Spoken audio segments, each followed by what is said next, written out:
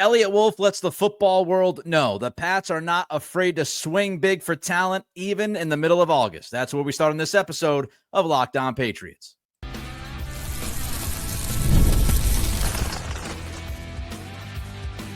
You are Locked On Patriots, your daily New England Patriots podcast.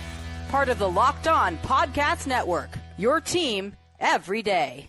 What's up, Patriots fans? I am your host, Nick Cattles, born and raised in New England, also host of the Everything Pats podcast, co-host of the Greg Bedard Patriots podcast with Nick Cattles, and a sports talk show host veteran. On today's episode, Eliot Wolf weighs in on the differences between the 2024 and 2025 draft classes. Also, I'm concerned that the Pats are doing wrong by one of their rookies by not picking a clear path and sticking to it. But first, the Pats front office remains ready to strike. We appreciate you joining the show, making us your first listen, and for being an everydayer. The Locked On Patriots podcast is a proud part of the Locked On Podcast Network, your team every day. And today's episode is brought to you by Game Time.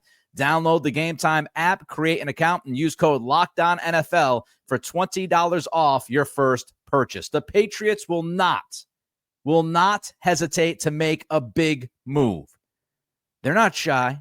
And they're not shy about using draft capital. Eliot Wolf met with the media on Monday, and he said that they are absolutely interested in trading for available veterans. He added they're in contact with 31 teams. According to Taylor Kyles, Wolf said that the Patriots would be open to making a big trade at this point in the season. Mark Daniels posted, Wolf said the Patriots would be interested in trading a first or second round pick for a player worthy of that price tag. Interestingly enough, Ian Rappaport saw these tweets. He quote tweeted, worth noting. The first goal here for Eliot Wolf is to get the message out to the players. Your current players in the locker room right now, let those guys know, yeah, we're trying to get better. We're always looking to improve. The roster, we can change it. We're open to changing it. We're open to adding talent. If somebody is out there and we think that somebody will help the football team and bring a significant impact, we are even willing to give up draft capital to make that happen, to help you guys win football games. The message is out there. The message is out there to the current players on this roster. The message is out there to the fans, letting them know, yeah, we'll swing big. We're not worried about it.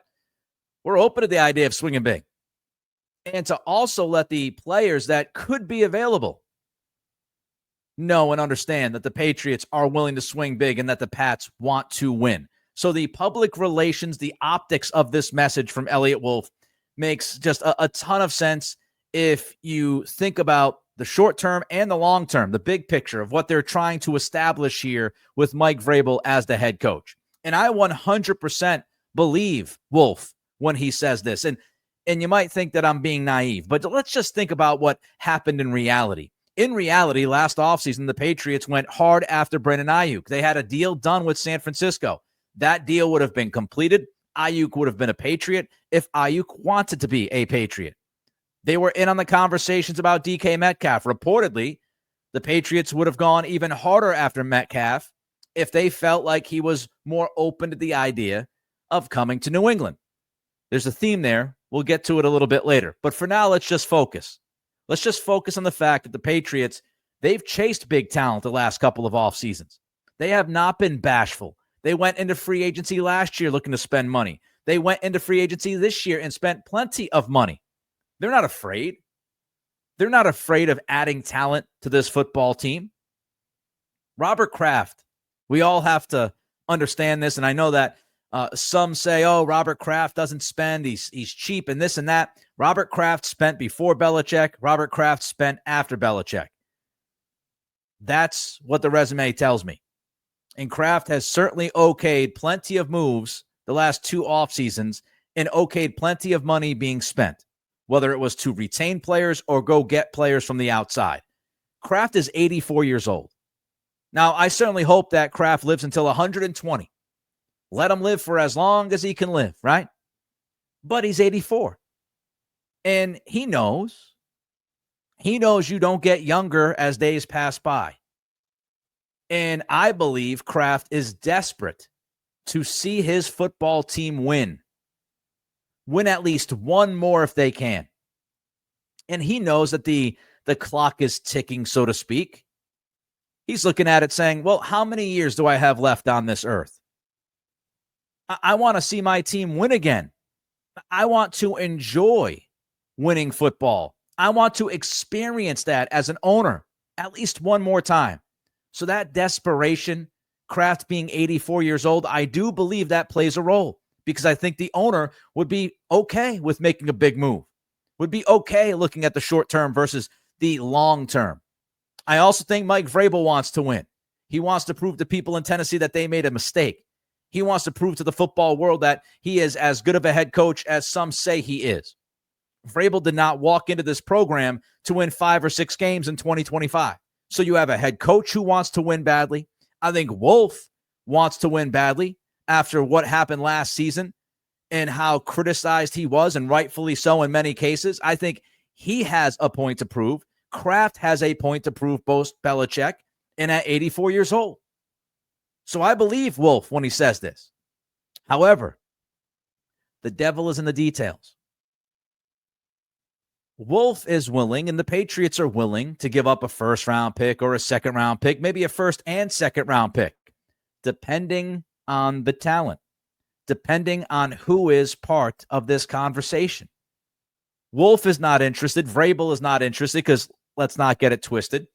Vrabel has more power than Wolf. That's obvious. We've talked about it from the very beginning of his hiring in New England. Vrabel's not into just giving assets away for nothing. Wolf isn't. Kraft isn't. So the devil is in the details. Yes, we are willing to part with significant draft capital if ... the right player becomes available, and we decide what makes that player the right player. It could be age. It could be fit on the field. It could be fit off the field, character, culture, leadership, maturity. We've used those words a lot in this offseason. So if there is a guy that fits that mold, then yeah, the conversation would happen. But I'm not so sure if, Trey Hendrickson is available right now, and Cincinnati is saying, give us a first-round pick and a young player and pay Hendrickson the extension that he wants. I'm not sold that the Pats would be in on that. So this isn't just let's make a move to make a move. This is, we're going to make a move. We're willing to make a move. We're willing to pay for players. We're willing to give up draft capital. We're willing to make those trades if it makes sense for us. And that's the way it should be. You don't want to just, give up capital to just give up capital. And then you got to get to the other side of this, which is what I mentioned a few moments ago. Is anyone actually willing to come to New England? We could throw the names out there. We all know the names. The McLaurins and the Hendricksons and the Parsons. Do they really want to come to New England? McLaurin, does he really want to leave the team that he's spent his entire NFL career with? Went to the NFC Championship game last year. Does Parsons want to leave being a Cowboy? Does Hendrickson really want to uproot and leave Cincinnati? He's been there for a lot of years. Does he want to stand by Joe Burrow? Does he think that, they can win a championship with Burrow? So I don't know if these players would want to come to New England. And as we found out with Ayuk, and to a lesser extent Metcalf, that's what really matters. Because no matter how much the Patriots are willing to spend, they have to have a yes on the other end. But I believe they're willing to do it. I'm not so sure I believe that those players would be interested in opening that door. Could be wrong. Speaking of Wolf, he gave an interesting answer as to the differences between the last 2 draft classes. That answer, my thoughts, next as we continue with this episode of Locked On Patriots, part of the Locked On Podcast Network, your team every day. August 26th is officially FanDuel Futures Day, a brand new holiday for football fans who live for bold predictions and preseason hunches. For just 24 hours, FanDuel is giving you deals on NFL season predictions. So whether you're calling your MVP, eyeing a long shot division winner, or ready to crown your Super Bowl champ before week 1 even kicks off, this, my friends, is your moment. Maybe you look at the Denver Broncos. Everybody talks about the Chiefs. Everybody talks about the Chiefs always representing the AFC. Some people believe it's going to be the Buffalo Bills. Maybe you feel a little bit froggy. Maybe you see Bo Nix, you see Sean Payton, you see that program, that defense that everybody is talking about, and maybe you take a shot at the Broncos, plus 2,000 or more on that future. Maybe that's what you do. Maybe you take a swing on the MVP race. Visit the FanDuel app today and start planning your futures bets now, because Futures Day is one day and one day only. FanDuel, play your game. Nothing, absolutely nothing from this draft class so far to this point, middle of August, makes you feel like it's going to be a miss. We can go up and down, we can look at the names, but nothing that we've seen, nothing that we've read, nothing that we've heard tells us that the Patriots swung and missed a few months ago in the draft. And we all felt pretty good, or at least most of us felt pretty good about the draft in real time. And as it ages a few months, I'm feeling even better.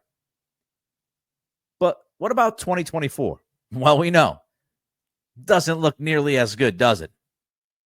And what was interesting is that Eliot Wolf was asked about the two drafts and what was the difference between 2024 and 2025. And according to Taylor Kiles, who posted this, Wolf says the Patriots' vision for what they wanted in players was the biggest difference in their success with this year's rookie class compared to last year.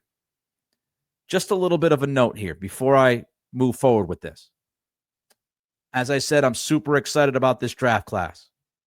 And I feel like they're going to have multiple impact players from this class. If they can stay healthy, I feel like we'll look back at the 2025 draft class and feel very good about it. However, it would be disingenuous for me not to bring up the idea that it's still really early. It's the middle of August. Less than 4 months ago is when this draft happened. It's still really early. I would not be celebrating just yet, but I do think this is a fascinating quote from Wolf. And I've got a few takeaways from the quote. Again, he said that the vision for what the Pats wanted in players was the biggest difference in their success with this year's rookie class compared to last year. The vision. Whose vision? His vision? Vrabel's vision? The vision. It's got to be Vrabel. Of course it's Vrabel. We know that Vrabel met with the scouting department, the front office, sometime in February. He met with those two entities within the franchise to lay out what types of players he loved, what types of players he wanted nothing to do with, what types of players he felt were necessary to start building the program in his vision. Vrabel set that forth. And I think some people will say, well, this is a shot at Gerard Mayo that Wolf is taking. I'm not so sure. Vrabel has a clear type, right? We all have types. When you were younger, maybe you're still young. God bless you. You're going out on a Friday night. Maybe you're looking to, mingle with somebody and you're looking for a type. You got a type. Vrabel had a clear type of player that he wanted. And that's what he let the front office and the scouting department know. I'm not so sure Mayo had a clear idea as far as type of player that he wanted, especially on the offensive side. It's interesting. You go back to last offseason, and of course, the Patriots retained a bunch of dudes, right? Duggar and Stevenson and Owenu. They handed out extensions. And maybe that was almost by default. The devil you know is better than the devil that you don't. And there's no doubt that if you compare Vrabel to Mayo, there's an obvious difference here with experience level, and you start with head coaching. Mayo was never a head coach before he got the gig. Vrabel spent years in Tennessee, and he has, I think, a clearer vision as far as what types of players work with him as a head coach, what types of guys make sense scheme-wise, what they want to do. And so Mayo was kind of, let's just run it back for the most part.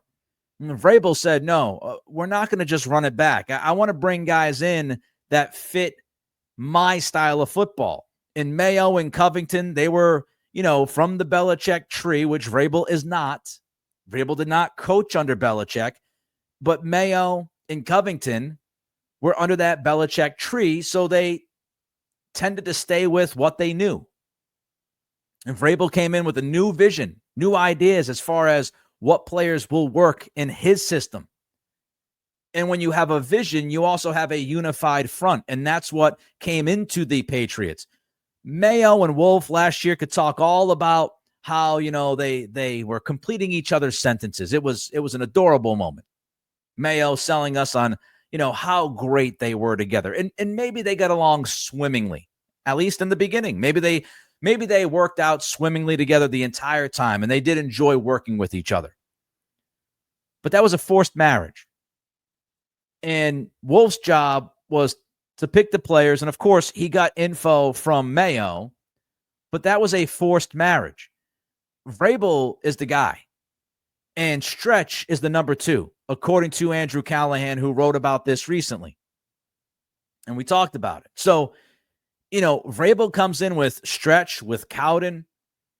They have a unified front. They have a shared vision. And I'm not sure that Gerard Mayo, Eliot Wolf, Alonzo Highsmith, and the others in that front office, I'm not sure if all of them shared a vision. But the guys who were making the final call, Vrabel, who made the final call, and Stretch, who is his consigliere, so to speak, they're on the same page. They think alike. They look at the game in a very similar way. And you had a unified front between Vrabel, Stretch, and Cowden coming into this organization. And they shared that vision, that unified vision, with the Patriots staff that was already in-house. You can also look at the grading system. Eliot Wolf's grading system was not implemented last year. They used Belichick's system because it was too much. You can't turn over everything in like a month or two. So now Wolf had his fully implemented grading system instilled in all the scouts, everybody that's part of the front office, and Vrabel has experience with the same grading system from his time in Tennessee because of the interwoven, piece of football. And so you had a fully implemented grading system. Your scouts, your front office, your staff, you're all on the same page. You're stacking the board together. You've got that unified vision. I think that's what Wolf is getting to. And I also would not overlook the fact that Wolf had more time. He had more time this offseason to work with Vrabel, to work with the staff. And Vrabel was doing what Vrabel is supposed to do as a head coach. And as we know, Mayo did not necessarily do that. Vrabel came in with ideas for a staff, had a lot of staff already figured out. Within the first week, he knew the vast majority of his staff and what it was going to look like. Mayo didn't have connections. He didn't have a network. He's running all over the place. Eliot Wolf is really doing the job of Mayo, tracking down possible assistants and possible, coaches and positional coaches. And that took time from Wolf to devote to actually scouting and pouring through things. And Wolf, I don't even think he went to the Senior Bowl last year, which is crazy for a guy in his position. So I think he had more time, which led to more homework. And they worked on culture fits. They went out and got leaders. They drafted captains. They looked for guys who have maturity. Remember last year's draft, there was at least a couple guys, maybe even more than that had some red flags, quote unquote.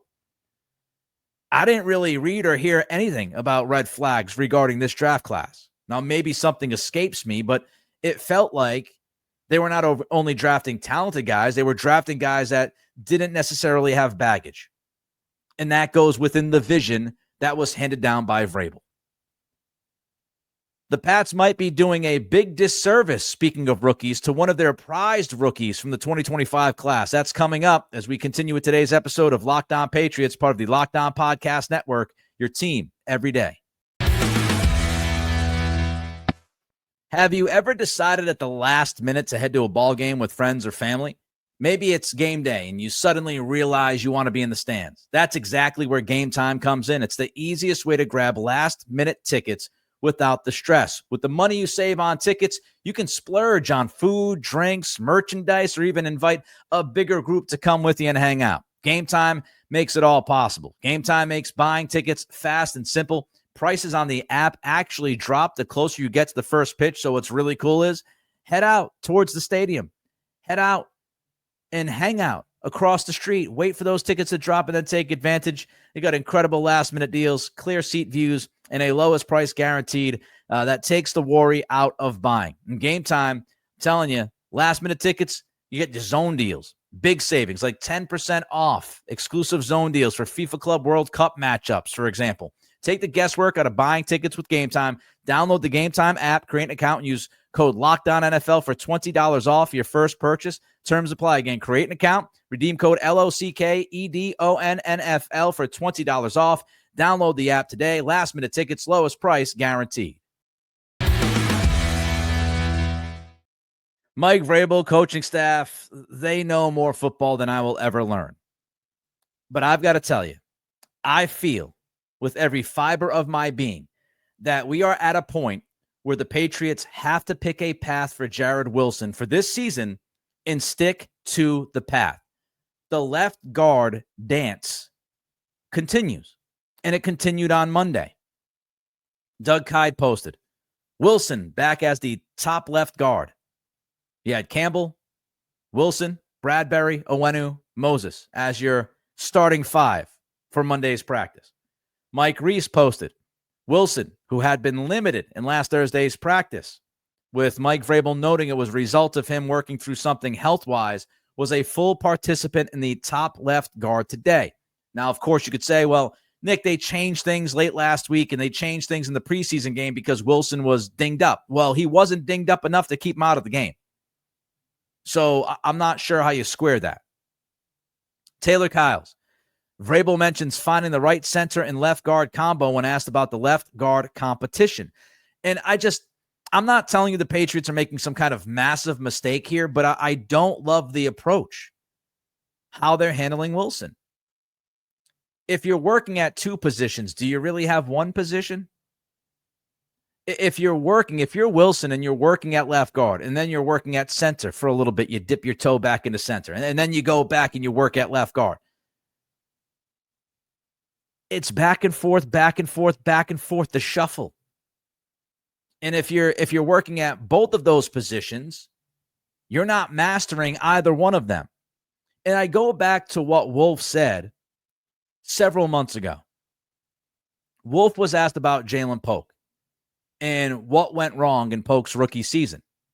And Wolf said, we put too much on his plate. We asked for too much too soon from him. We put too much on his plate. And, I wonder, going back a few weeks ago towards the beginning of camp, I said, man, the staff is throwing a lot at Wilson, and they obviously feel like he's capable of handling it because, he's getting more reps as time goes on. And after 4 or 5 days, he gets the top left guard spot in practice. Maybe it caught up to him. It feels like it caught up to him. And maybe they put a little bit too much on Wilson's plate when he was able to go out there and actually touch the practice field. Maybe they put a little too much on the plate. And I'm not sure that's fair to the player.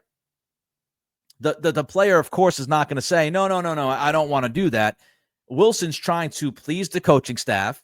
He's trying to get a starting job, so he's open to everything and anything. But did the coaching staff do right by Wilson by putting him at left guard? At first kind of going back and forth. Then he was left guard. And then they start tinkering late last week and putting him back at center. They put him at center during the game, and that's mostly because they put Ben Brown at left guard. So to me, Wilson's looking at this, and there's just a lot to, absorb. Rookie started one season at Georgia. And so at first he was able to handle it, but then you get to joint practice with Washington. Then you get to the Washington preseason game where he struggled a little bit. And then you get to the joint practices last week against Minnesota, and he wasn't great on Wednesday. Then he sits out on Thursday. And I remember talking about Wilson and saying, this is fantastic stuff right now, but we got to see how the rest of camp goes because this is a lot.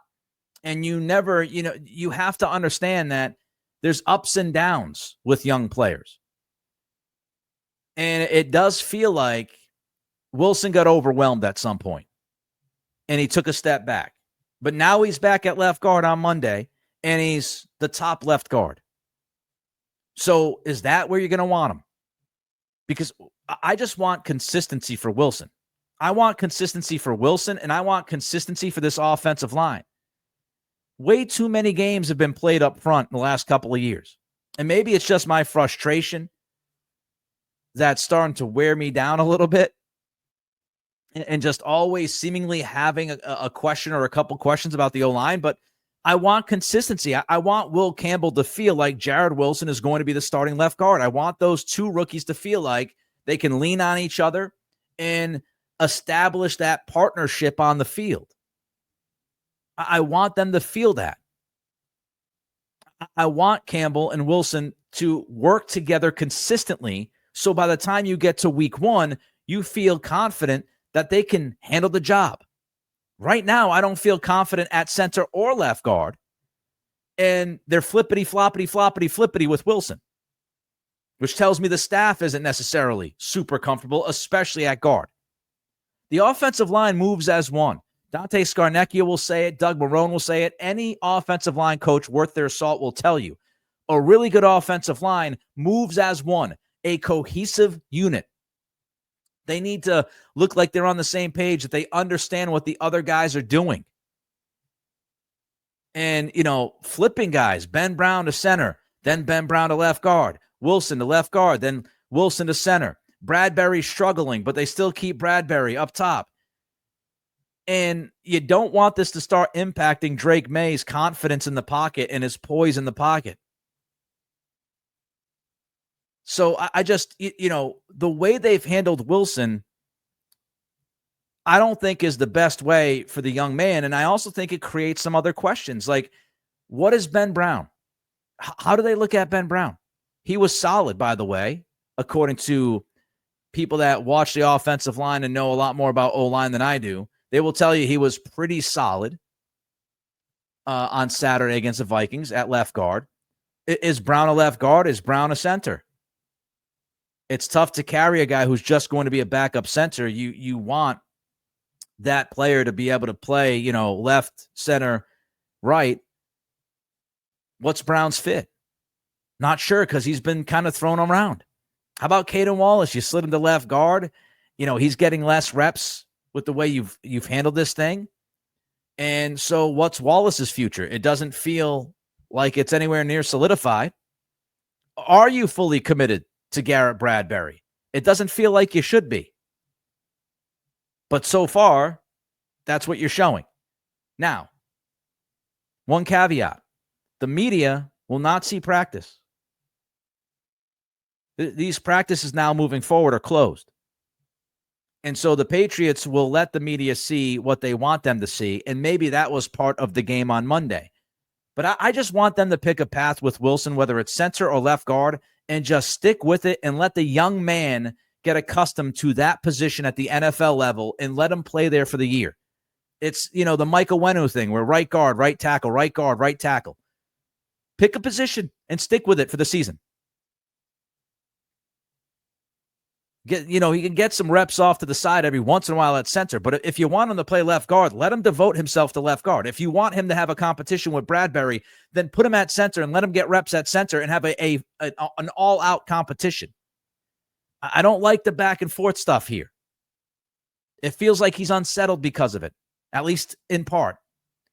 All right, that wraps up this edition of Locked On Patriots. Reach out to me on Twitter at NickCRadio. Don't forget to throw a comment in on the YouTube channel, and don't forget to hit that like button, thumbs up for us as you watch the pod on YouTube, and subscribe. Subs are jumping. Thanks to all of you. Thank you for making Locked On Patriots your first listen, and for being an everydayer. For your second listen, check out Locked On Fantasy Football with hosts Vinny Iyer and Kate Maggiuk. Find Locked On Fantasy Football on YouTube or wherever you get your podcasts. Have a great day, and we will see you tomorrow.